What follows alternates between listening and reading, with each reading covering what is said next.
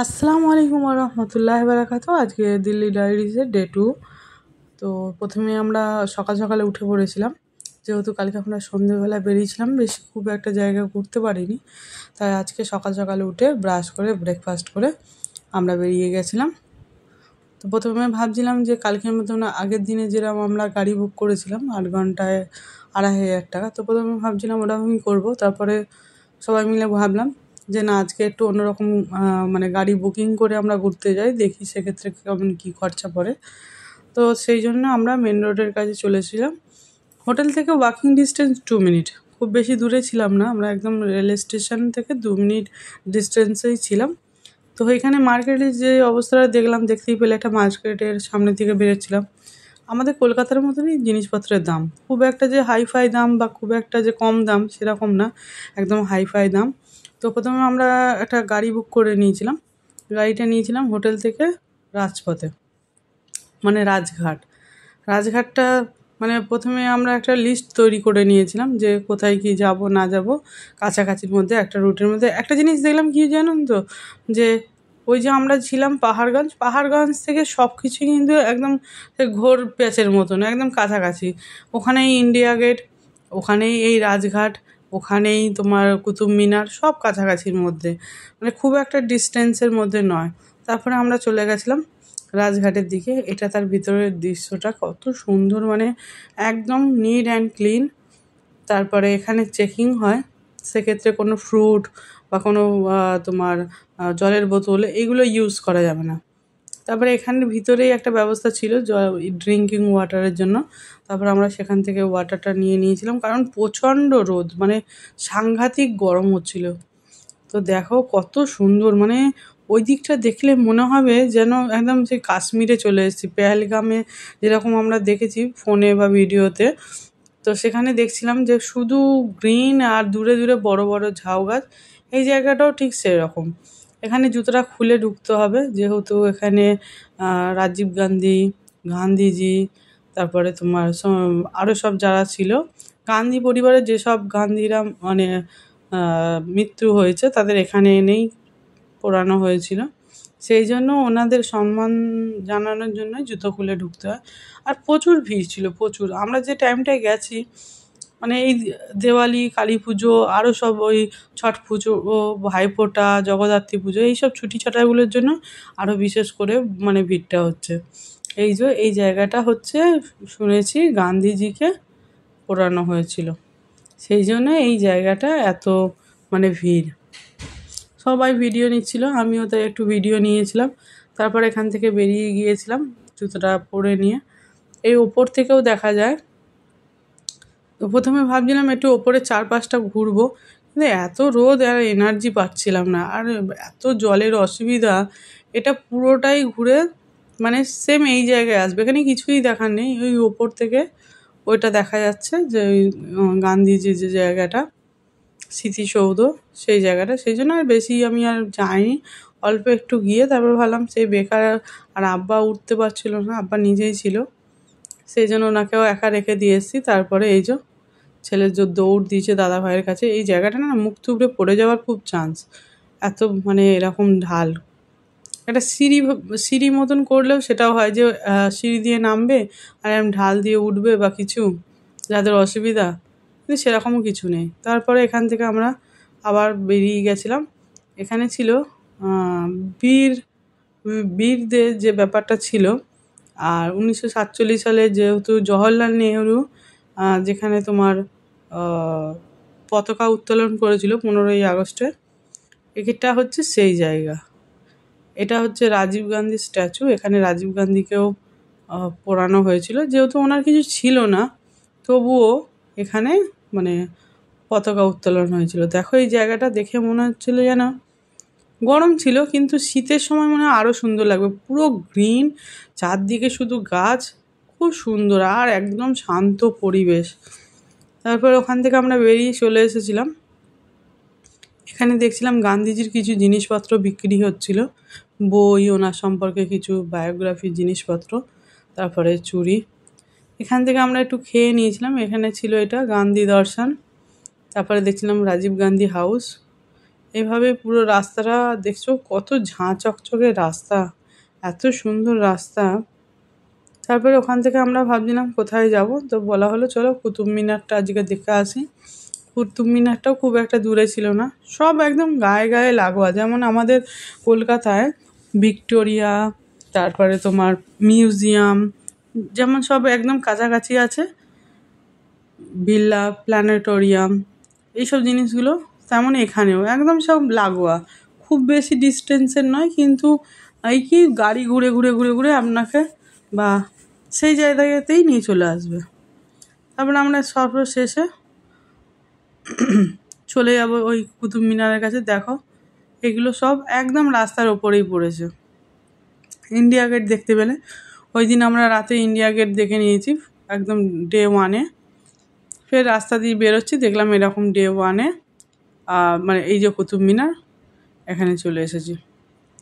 এখানে দেখছিলাম কিছু জিনিসপত্র ছিল, ভুলভুলাইয়া হাউস, তারপরে তোমার আরেকটা দেখছিলাম এখানে ফারাহ খানের বাংলো, করণ জোহরের বাংলো, নীতিশ আগরওয়াল যে ফ্যাশন ডিজাইনার, তারও দেখছিলাম একটা শপ আছে। তারপরে আমরা টিকিট কেটে ঢুকে গিয়েছিলাম কুতুব মিনারে। এখান থেকে এরিয়াটা বিশাল এরিয়া। এখানে ফরেনাররা 40% ফরেনার ছিল, মানে বাঙালি বা ইন্ডিয়ানের থেকে 40% শুধু ফরেনার। প্রচুর ফরেনাররা আসে তাদের গাইডদের নিয়ে, তারা ইংলিশ, হিন্দি, তারপরে ওদের যে ভাষাগুলো সেই ভাষাতে ওরা পুরোটা গাইড করে। এখানে দেখছিলাম হাঁক ছিল যে এখানে যদি বোঝেন তাহলে 100 টাকা, আর যদি প্রত্যেকটা মানে স্ট্যাচুর সামনে বা কোনো জায়গায় জায়গায় গিয়ে যদি তারা গিয়ে বোঝায় তাহলে সেক্ষেত্রে 300 টাকা গাইডদের ভাড়া। তা আমরা ভাবলাম দরকার নেই, আমরা ওখানে পড়ে নিতে পারবো, লেখাই আছে, সেই জন্য আর দরকার মনে করছিলাম। আর এই যে কুতুব মিনারটা একদম মানে এয়ারপোর্টের কাছাকাছি, আমরা ছিলাম প্রায় 1 ঘন্টার মতন, প্রায় 25 থেকে 30টা দেখলাম এরকম এরোপ্লেন একদম কাছ থেকে যাচ্ছে, একদম কাছ থেকে, মানে কি বলবো, খুব বেশি ডিস্টেন্সের মধ্যে যাচ্ছিল না। তো তারপরে আমরা কুতুব মিনারের কাছাকাছি পৌঁছে গেছি। এত লম্বা, মানে কোনো রকমভাবে ভিডিওটা তুলেছি, মানে ওর সামনে থেকে কোনো ফটোই তোলা যাচ্ছিল না, যারা নিচ্ছিল একদম দূর থেকে। তারপরে দেখলাম এখানে একটা জিনিস প্রচুর দেখা যাচ্ছে, সেটা হচ্ছে টিয়া পাখি। প্রচুর টিয়া পাখি ছিল। মানে এই যে পুরাতন বাড়িগুলো দেখছি, এখানে যে কোঠরগুলো আছে, কোঠরের মধ্যে শুধু টিয়া পাখি ভর্তি। এটা হচ্ছে ওনার যে বৈঠকখানা, সেটা হচ্ছে এই যে কুতুবউদ্দিন আইবকের বৈঠকখানা। এটা বাইরে থেকে কত সুন্দর কারুকার্য, আর কারুকার্যের মধ্যে আবার আরবি লেখা। তো এখানে দেখতে পাচ্ছ টিয়া পাখি ফের বসেছিল। তারপরে এই যে দূরে যে বাড়ি, মানে এটা দেখতে পাচ্ছ, গম্বুজটা দেখতে পাচ্ছ, ওটা হচ্ছে কুতুবউদ্দিন আইবকের কবরস্থান।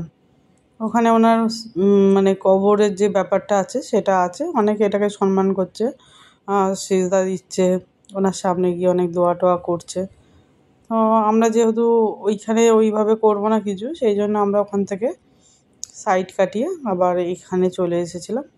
এই দিকটায় দেখছিলাম কিছু ড্রেনেজ সিস্টেম আছে, যেগুলো কিনা যমুনা নদীর পানি এই ড্রেনেজ দিয়ে পুরো যে এই যে রাজ দরবার বা যেগুলো আছে, ওরা ওই পানি ওইভাবে ইউজ করতো। প্লাস যে ইউজ করা যে পানিটা আছে সেটা যাওয়ারও এরকম ড্রেনেজ সিস্টেম করে রেখেছে। ঢালটা এত সুন্দরভাবে করা, মানে তখনকার দিনের মিস্ত্রিদের কি কাজ ছিল, কি বুদ্ধি, মানে এত সুন্দর করে করা। এই যে যে এটা দেখছো এখানে যে ইলতুৎমিশের যে মাদ্রাসা ছিল, সে মাদ্রাসাটা ছিল, সেটা এখনও ঠিকঠাক আছে, লেখাগুলোও আছে। তারপরে এইদিকে যাচ্ছিলাম, এইটা হচ্ছে ইলতুৎমিশের কবরস্থান। এখানেও দেখছিলাম প্রত্যেকটা দেয়াল কি সুন্দর করে খোদাই করা, একদম লাল পাথরের ওপর লেখা। এখানেও দেখছিলাম সবাই জুতো পায়ে দিয়ে ঢুকে যাচ্ছিলো। আরেক জায়গায় গিয়েছিলাম, সেখানে বলছিল যে না, জুতো পায়ে দিয়ে কোনো রকমভাবে ঢোকা যাবে না। তারপরে আমরা এরকম, আর প্রাচীরগুলো দেখো কি বড় বড়, কি মোটা মোটা, কিছু কিছু না মানে হয়তো এই আবহাওয়ার জন্য খসে খসে পড়েও গেছে। তারপরে এখানে এসে দেখলাম যে একটা কুঁয়া আছে, যে কুঁয়াটাতে ওরা ওই পানি ব্যবহার করতো। তো কত উঁচু নিচু থেকে, আর এক একটা সিঁড়ির ধাপ 1 হাত করে উঁচু, শুকনো হয়ে গেছে পানিটা। কিন্তু এখানে লোকজন আবার টাকা ফাকা ফেলছে, কাঁচা টাকা, যার যেখানে যেটা নিয়ে বিশ্বাস সেটাই তারা ব্যবহার করবে বা সেই হিসেবে রাখবে। তো তারপরে আমরা ওখান থেকে বেরিয়ে এখানে একটু বসেছিলাম, দেখছিলাম যে শুধু এখানেও ছোট ছোট কবরস্থান। ওই ওনাদের সেনাকর্মীরা বা কোনো রাজার যে সহকারী বন্ধুরা, তারাই এইখানে থাকতো। আর পুরো এই বাগানটা কিন্তু মেহেন্দি গাছ দিয়ে সাজানো। এই যে গাছগুলো দেখছো ছোট ছোট করে কাটা, পুরো কিন্তু মেহেন্দি গাছে ভর্তি, যেখানেই তাকাবি সেখানেই মেহেন্দি গাছ। ওপরটা জুম করে দেখার চেষ্টা করছিলাম যে কি আছে, বাপরে বাপ এত উঁচু যে একদম কি বলবো। তারপরে এখানে এই যে কিছু কাঠগোলাপেরও গাছ ছিল। তারপরে আমরা কিছুক্ষণের মধ্যে চলে গেছিলাম গেটের দিকে। তো আমাদের সেই দিনে কুতুব মিনার আর ওই রাজঘাটটাই দেখা হয়েছিল। তারপরে আবার ফের আমরা গাড়ি বুক করে নিয়েছিলাম। এখান থেকে আমরা বেরিয়ে এক্সিট হয়ে গিয়েছিলাম মেন রোডের উপর। যেহেতু পানির কোনো ব্যবস্থা নেই, সেই জন্য আমরা বাইরে থেকে বেরিয়ে একটু লেবু পানি খেয়ে নিয়েছিলাম আর একটু মুখরোচক খাবার খেয়ে চলে এসেছিলাম বাড়ির উদ্দেশ্যে। খুব দূরে মানে কোথাও যাওয়ার ছিল না, কাছাকাছির মধ্যেই ছিল।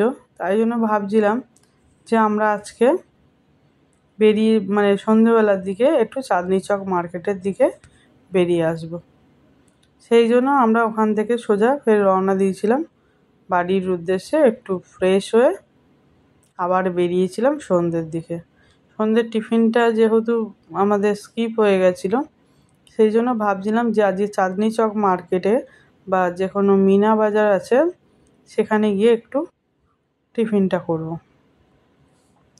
ওখানে শুনেছি অনেক জিনিস, খুব সুন্দর সুন্দর জিনিস আছে যেগুলো খুব ভালোভাবে পাওয়া যায়, খুব কম দামেও পাওয়া যায়। আর আবার খাবারও আছে কিছু, কারণ আগের দিনই আমরা দেখে এসেছিলাম খাবারটা, সেগুলোই আজকে খাবো। তারপরে আমরা বেরিয়ে গেছিলাম রেডি হয়ে। এখান থেকে প্রথমে টোটো নিয়েছিলাম। টোটো নেওয়ার পর আমরা চলে গেছিলাম চাঁদনি চক মার্কেটে। ওখানে নাকি খুব তাড়াতাড়ি মার্কেটটা বন্ধ হয়ে যায়, সেই জন্য একটু তাড়াতাড়ি যাওয়ার চেষ্টা করেছি, কিন্তু সেরকম খুব একটা দোকান খোলা পায়নি।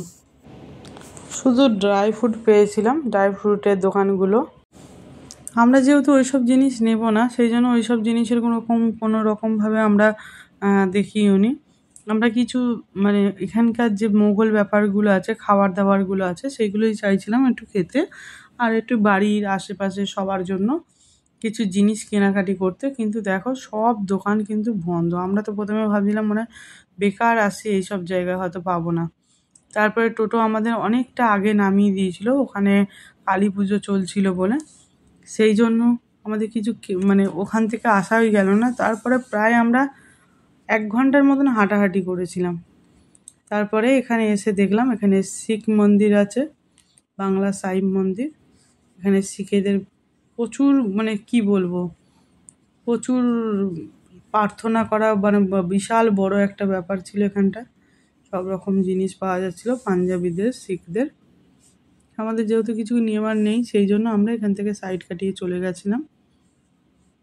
মনে মনে ভাবছিলাম আজকে হয়তো দোকানটা বন্ধ থাকবে, কিন্তু সত্যি বন্ধ ছিল। চাঁদনি চক মার্কেট, এটা হচ্ছে চাঁদনি চক মার্কেট। এখানে কাবি খুশি কাবি গামের যে কাজলের লাড্ডুর দোকান ছিল, এই চাঁদনি চক মার্কেটেই শুটিংটা হয়েছিল। আর ঠিক এই জায়গাগুলোতেই লেখা ছিল এরম ধরনের কিছু কথা। তারপরে আমরা হেঁটে হেঁটে ওখান থেকে আবার চলে গেছিলাম মিনা বাজারের দিকে। যেহেতু ওইদিকে সব বন্ধ সেই জন্য আমরা আর যাইনি। এটা ছিল দিল্লির জুম্মা মসজিদ। এখান থেকে বেশ সুন্দরভাবে দেখা যাচ্ছিল। দিনের বেলায় আমাদের আর সম্ভব হলো না দেখা, সেই জন্য আমরা রাতেই দেখলাম। এখানেও কিছু গেস্ট হাউস আছে যেগুলো জুম্মা মসজিদের একদম কাছে। তারপরে আমরা এখান থেকে রওনা দিয়েছিলাম এই যে মিনা বাজারের দিকে। এটা হচ্ছে মিনা বাজার। এখানে নানা রকম জিনিসপত্র খুব খুব ফেমাস। মানে মোগল যে ব্যাপারগুলো আছে মুসলমানদের ক্ষেত্রে, এই যে এখানে শিখ হচ্ছিল, তো সবাই ভাবলাম তো এখান থেকে একটু শিখ নেওয়া যায়। তো শিখ কাবাব এখান থেকে নিয়ে আমরা খেয়ে নিয়েছিলাম। তারপরে এখান থেকে বিরিয়ানি নিয়েছিলাম। তারপরে নিয়েছিলাম একটু শরবতি মহাব্বাতে। এখানে কিছুটা ভিডিও করছিল, সেই জন্য আমিও ভাবলাম একটা ভিডিও করব, তো একটা বুক করা যাক। তো দেখো এখানে প্রথমে ফারহান আর ফারহানের ছোটো পাপা কথা বলতে গিয়েছিল। তো ওনারা বললো আমাদের কিছু প্রসেস আছে, একটু ওয়েট করতে হবে, আমরা কিন্তু সঙ্গে সঙ্গে দেবো না। তা বললাম ঠিক আছে, আমি তো এটার জন্যই পুরো ভিডিওটা করব। তো সেই জন্য ওখানে টোকেন দিয়ে আমরা বিল করে টোকেন নিয়েছে লোকটাকে দিয়ে দিয়েছিলাম। ওরা হিন্দি ছাড়া একদম বাংলা বোঝে না, একদমই বাংলা বোঝে না দেখলাম। তো অবস্থাটা দেখো, স্মোকি শরবত একটা, খেতেও কিন্তু খুব সুন্দর একদম। তো সবাই অপেক্ষা করছিলাম আর ওনার তামাশাগুলো দেখছিলাম। অবস্থাটা দেখো, খুব সুন্দরভাবে করেছে। আমরা সবাই খুব হাসছিলাম আর খুব মজা পাচ্ছিলাম যে সত্যি ভিডিওটা খুব সুন্দর হয়েছে। তারপরে ওখান থেকে আমাদের অনেকটা রাত হয়ে গেছিলো। আমরা হেঁটে ভাবলাম যে দিল্লি আসবে, একটু মেট্রো চড়বো না? সেই জন্য ছোটো ভাইজান বললো চলো মেট্রো করেই বেরিয়ে যায়। তারপরে এখান থেকে আনারস নেওয়া হয়েছিল, আনারস খেয়ে তারপরে বেরিয়ে এসেছিলাম। এটা হচ্ছে জামা মসজিদ 1 নম্বর গেট। এখানে কোনো স্টেশনেরও নাম জানি না, জায়গারও খুব একটা নাম জানি না, কোনো অভিজ্ঞতা নেই। সেই জন্যই ছোটো ভাইজানকে বলছিলাম বারবার একটু গুগলটা সার্চ করে নাও, তারপরে যাব। এখানে ওঠার জন্য তোমার লিফট আছে, কিন্তু নামার জন্য কোনো রকম লিফট নেই। এরকম তোমার সিঁড়ি দেখে নেমে যেতে হবে। এখানেও ব্যাগ ট্যাগ সব চেক হচ্ছিলো, প্রত্যেককে সব চেক করে বার করছিল। তারপরে আমরা এখান থেকে টিকিট নিয়ে নিয়েছিল ছোটো ভাইজান, টিকিট নিয়ে চলে এসেছিলাম আমরা এন্ট্রি গেটে। আমাদের মতন মানে আমাদের কলকাতায় যেরকম মেট্রো পরিষেবা সেরকম নেই। গেটের কাছে আমরা কিছু জানি না, ইনকোয়ারিতে গেছি, দেখছি পুরো ফাঁকা। কাউকে যে জিজ্ঞাসা করব, কোনো স্টাফ বা আরপিএফের কোনো লোক কেউ ছিল না। মানে একদম খুব বাজে অবস্থা। আর এত রাত হয়ে গেছিলো বলেই হয়তো আমাদের এরকম অবস্থাটা পড়েছিলাম। তখন টাইমিংটা হচ্ছে, আমরা যখন করেছি 10টা বাজে, দেখলাম খুবই খারাপ অবস্থা। আমরা দাঁড়িয়েই আছি কতক্ষণ পরে পরে। তারপরে পাশ থেকে 2টো ট্রেন চলে গেছিলো, আমাদের যে লাইন ছিল সেই লাইনে এই যে একটা ট্রেন গেল, আবার একটা ট্রেন আসছে দেখো, 2টো ট্রেন চলে গেল পাশ দিয়ে। তারপরে 15 মিনিট প্রায় বসেছিলাম, বসে 15 মিনিট ধরে কি করব, কেউ নেই সেরকম, অনেকক্ষণ ধরে ওয়েট করছিলাম। দেখো প্ল্যাটফর্মে শুধু আমরাই আর এই 1-2জন। তারপরে সবশেষে আমাদের ট্রেনটা আসে অনেকক্ষণ পরে। আমরা ওয়েট করছিলাম, এই যে এসে গেছে। এবার আমরা এই ট্রেনে করে প্রায় 15 মিনিট সময় লেগেছিল। আমরা ওখান থেকে ট্রেন নিয়েছিলাম কাশ্মীরা গেট। এখান থেকে আবার চলে গেছিলাম নিউ দিল্লি। যেহেতু মানে 2টো লাইনে যেতে হবে, এখানে আবার একটা ব্যাপার আছে, yellow line, blue line, red line. এই যে পায়ের ছাপগুলো দেখতে পাচ্ছ, তোমাকে দেখিয়ে দেবে ইয়েলো লাইন কোন দিকে আছে, তারপরে তোমার ব্লু লাইন কোন দিকে, তারপরে রেড লাইন। এখানে পাখাগুলো খুব অদ্ভুত, পাখার ব্লেডগুলো কত বড় বড়। তারপরে শেষে আমরা স্টেশনে এসে ডিনারটা কমপ্লিট করে বাড়ি ঢুকে গেছিলাম। এই ছিল আমার পুরো সারাদিনের ব্লগটা। কেমন লাগলো পুরো ভিডিওটা জানিও বন্ধুরা। আবার দেখা হবে নেক্সট একটা এপিসোডে। ততক্ষণ ভালো থাকবেন, সুস্থ থাকবেন। টাটা বন্ধুরা।